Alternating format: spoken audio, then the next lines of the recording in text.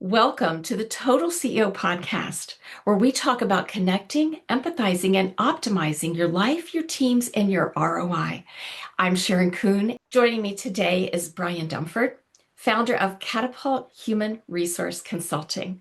Welcome, Brian. Can you tell us a Well, little bit about your background and what led you to HR? thank you, Sharon. I'm very happy to be here. Thank you. I've been doing human resources for a little over 25 years now. Originally, I was going to be an astronaut. That was my dream. That was it. So I was Awesome. even sitting in aerospace engineering orientation, fresh for incoming freshmen. And I looked at my dad and said, I don't know what an aerospace engineer does. And he goes, I didn't think you'd be a good engineer.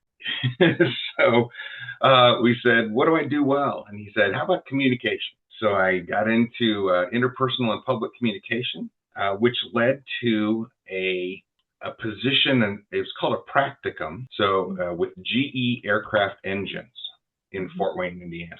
That's where I'm from. Beautiful. I'm from Fort Wayne. And so it was in HR, and I got to work for about 2.5 years, part-time and full-time during the summers, uh, with General Electric in the early 90s. So this was the height of GE and what they did. Great education in human resources. And so then fast forward, what am I going to do with my life? It was connecting with people. It was the HR part, the human part of human resources. So I just dove in head first.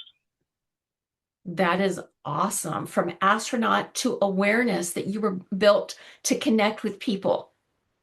I just love Right. it. And your dad saw that. I love that your dad saw that. That's a whole nother podcast. Okay. So when you think about leaders who impacted you, Brian, and how they played roles from their unique identity and really showed up well for you, what comes to mind?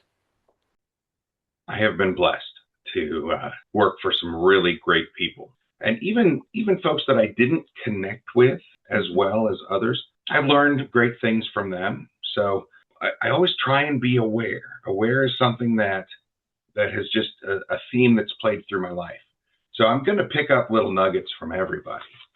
Uh, Two leaders that really stick out in my mind.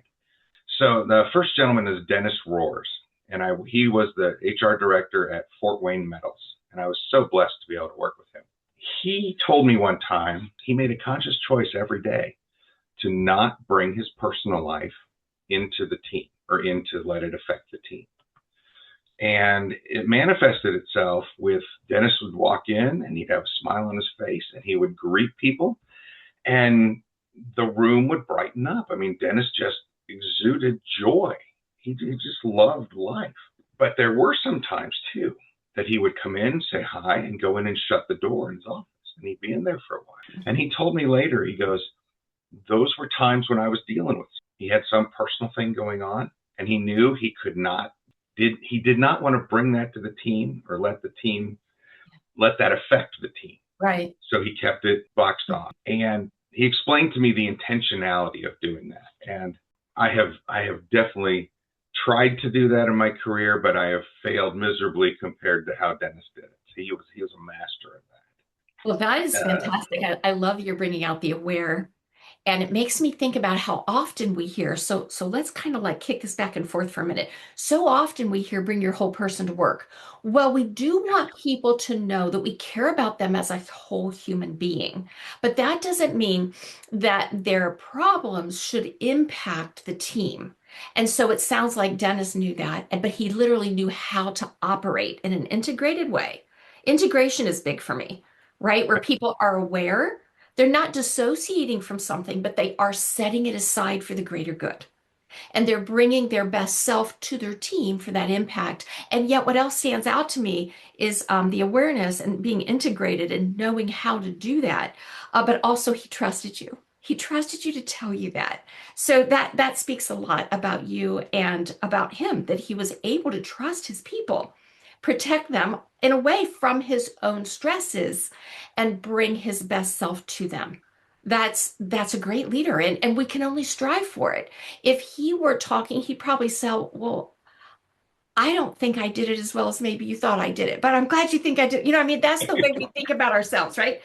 Right, Um, I'm sure. yes. Does that, He did have a great way. Now I'm speaking, he's not passed away or anything. I don't work with him anymore. yeah. But he did have a great way with connecting with everybody. And you really felt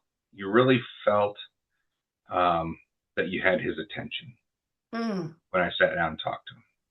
that is beautiful. And Yeah. sometimes I'll hear people say about adults or children, well, they're just trying to get attention. Brian, we're built to share attention.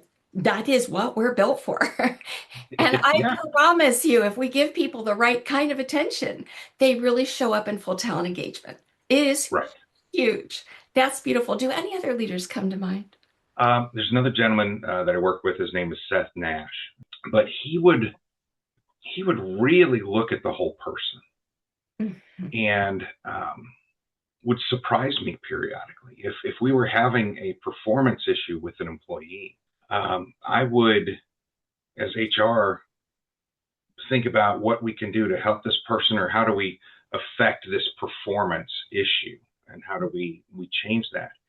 And many times he would take that a few steps further and surprise me with, well, what's going on in their life? How can we make their life better? Mm, mm, mm. Um, and to me, it's just again made me stop and think. Yeah, we're a whole person.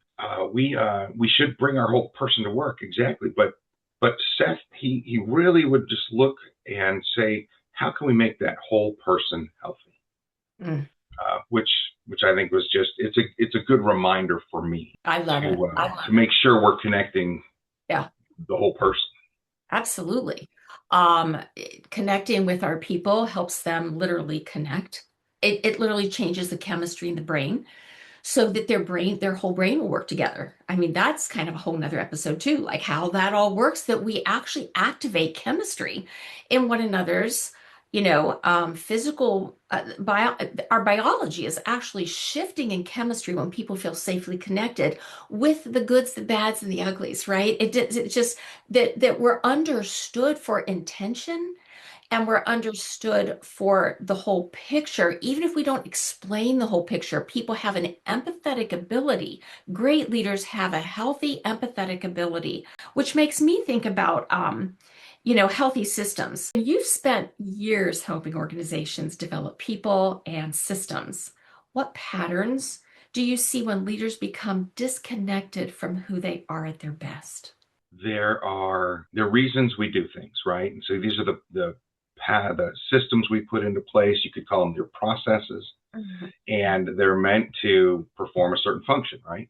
But if a leader starts to short circuit, though, I don't have time to do it, or I've got too much on my plate. We gotta get rid of something. Then your leader's going to start disconnecting. That's a sign that something's not working right. Okay, that the things have gotten jumbled. Some examples would be if your leader all of a sudden starts canceling your team meeting, Mhm. or maybe postponing one-on-ones. Mhm. Those are important touch points. Those are important connection points that the team needs. But if the leader, is disconnecting, then that might be an example of that. If they're scheduling their meetings too close together, so they're always running, they're always behind to everything together. Oh, I'm sorry, I had another meeting. That means you're booking yourself too tight, right? And no one feels important. Exactly. That's it. That's it. Oh, I'm sorry. The leader feels bad. The employee or whoever they're meeting with is like, really? Mhm. Um, Mhm. and sometimes it can even become a habit in a company. I've been in companies where the habit is always being late to me, Mm. and it, you feel, eh, it's Mhm. always, it's not you don't feel that respect. And you can't gear up for what's unpredictable. You really Very can't. much. Your body literally won't let you bring the same energy to the table Hmm. because Hmm. it's geared up to pause. Yeah, yeah. But we don't want our teams to be geared up to I've heard pause. people in the military say, hurry up and wait, hurry up Yeah, and yeah, wait, yeah. hurry up and wait, hurry up and wait. Right, right, right. And that's hard on your body. You're right, right, right. Yeah, and people aren't machines to flip a switch on and off. And so, yeah, bringing that whole person to work means us ourselves remembering that we're a human being and we're working with human beings. Right. And it's a Right. beautiful thing if we don't forget that we're human beings. So, Yes. As much as we like to be super efficient, super beings, uh, absolutely. look, we're all people, folks. We all have the same chemistry. We all have Yes. the same struggles with just different degrees of certain things. Yeah. A Yeah. couple other signs.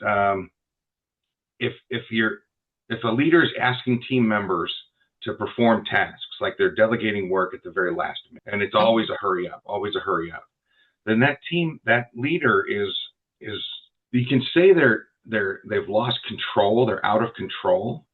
And from a systems standpoint, control is just the system running the way it should. So if something is out of control, we want to say, oh, the car's out of control. But really it's more just it's not running the way it should. And so when your leaders are disconnecting from that, you can see that things aren't running correctly. I was walking through. I had one quick story. May I do a story? oh, please. I was walking through a manufacturing facility, and I was the director of HR. And somebody stopped me as I was walking through the plant and said, "Why are you always mad?" Looked at him. I said, "I'm not always mad. Why? Gee, do I?" They said, "Every time you walk through the plant, you have a frown on your face and you're scowling at something." I was like, "Whoa." Usually it's just that I was thinking of 3 or 4 or 5 different things, or I had to go Oh, here and remember to go there, and all that whole train of thought. absolutely. But that was such good feedback that person gave me, because if I'm the HR guy and I'm always scowling, nobody wants to connect with me, right? Everyone's like, "Oh, what's wrong with him?" I need to be the person that people can say hi to and open up to if they need to. Plus, I'm not bringing my full joyful self. I like to smile and joke with people. And it Yeah. was a wake up call for me, going, wow, if I'm always scowling, then maybe something's not right. Maybe I'm not, firing on all cylinders. So There you go. So maybe your awareness wasn't firing on all cylinders. Your intentionality might have been, but your awareness of your impact, which the intention to make that impact was there, but the awareness of how it was impacting, just so that person really was misreading you, however, was honest with you. And again, I see the trust. And I love that. I love that. well, So trust to make perception is a statement. reality, right? Their Yes. reality, all they had to go on was what I Yeah. looked like, right? Right. They didn't know what was going on in here. Right, right, right. Yes. And if I could put in a plug for my own model, which is called Your Interior Design, it helps us all understand our own interior design so we ain't projecting things on others that aren't really there. So I should Exactly. be serious here. Okay, so looking at, we've got awareness and trust and not wanting to short circuit our systems and our processes, but especially the awareness within ourselves. When we're sometimes not on our best game, because we can't be 100% of the time, why would strong systems become the antidote to leadership overload? But I think what they can do is free our brain, free ourselves to focus on higher level activities, higher level thinking. Our brains there's a finite amount of energy in our brains, right? And they can only focus on so much, and then they need to stop Mhm. and recharge, right? That's why our brains look for patterns. Their energy conservation processes is, Right. if it looks like a duck, it sounds like a duck, okay, it's a duck, boom, gone, we're moving on. We're not Mhm. going to look at things and examine it closely every time. Mhm. Mhm. So if we put in systems or processes in place, Mhm. then we can use our brain's natural design Mhm. to get out of the minutia, or get out of the having to think about what do we have to do to keep the lights on, pay the bills, run payroll, all that stuff, so that we're actually focusing on things that make an impact, Mhm. focusing on higher level work.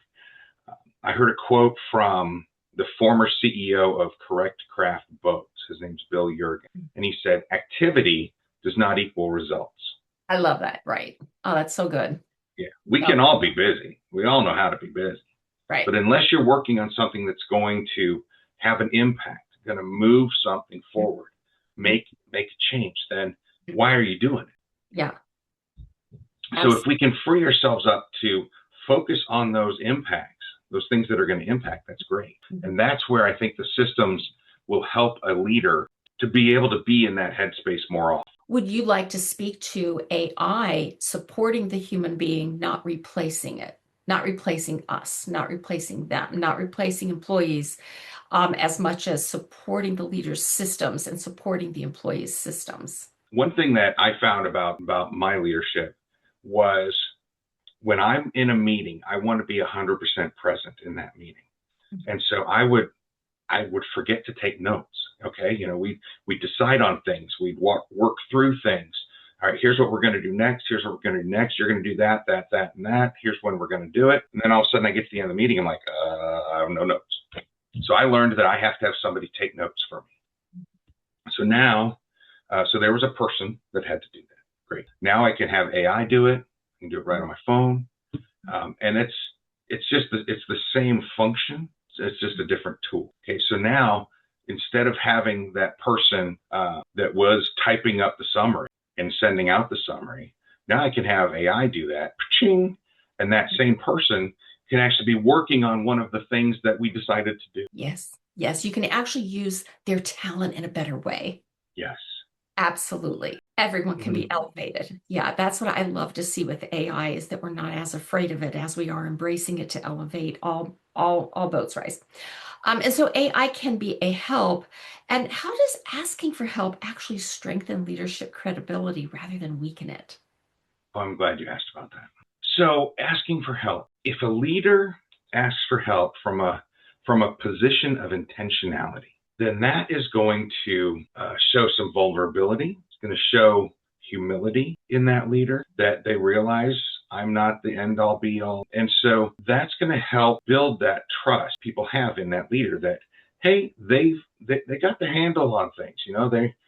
They know what's going on and they're managing the situation. When I find other leaders asking for help from a position of panic, damages credibility. Okay, when they're behind, or when somebody asks for help to save their butt or get them out of a jam, then that's going to erode that trust, because when a crisis does happen, which things are going to happen, or decisions have to be made, people are not going to see that leader as ready to go, have all the information to make that decision. They're going to question that decision because that leader's always playing catch up. Mhm.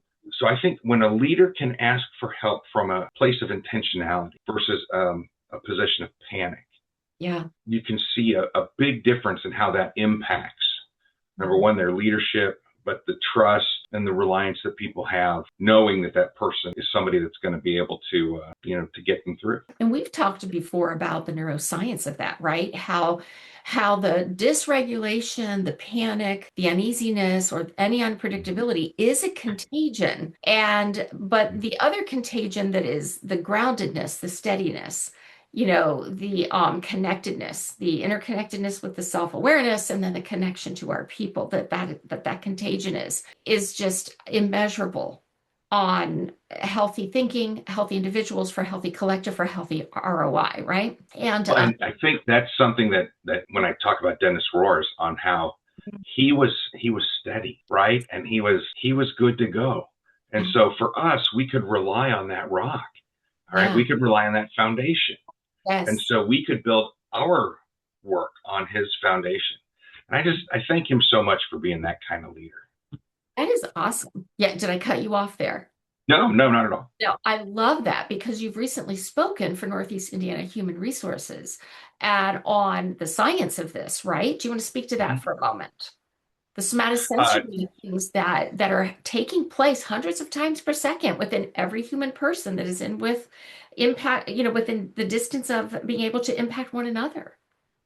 yes, yes. I gave a talk on how to push through or regulate through that fight or flight or panic or freeze, the fight, flight, freeze Hmm. that's going to happen when you're at work, and how the awareness, the physiological awareness you need to have, how you can work through that and get your brain back into the prefrontal cortex where our higher level thinking goes. Because when a panic happens, it's not a saber-toothed tiger anymore. It could be somebody asking, did you get that done yet? No, I haven't. Something's Right. going to panic. Your brain's going to fire off those chemicals, that fight or flight.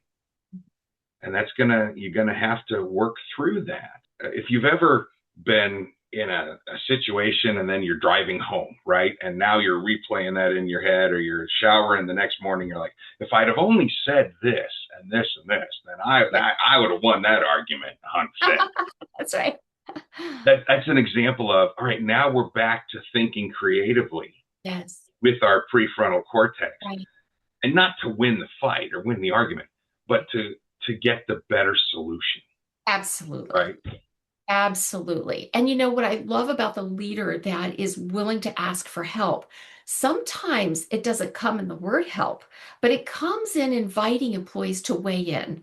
And that doesn't mean that the leader's gonna make a decision based on consensus. But we know that if people can weigh in, they'll buy in. Even if we make a decision that isn't what they were suggesting, they know that we cared to listen. We cared to listen to them. We took it on board. They've been considered, right? So I just love the trust that can be built But into the that. trust has to be there. Otherwise, it seems false.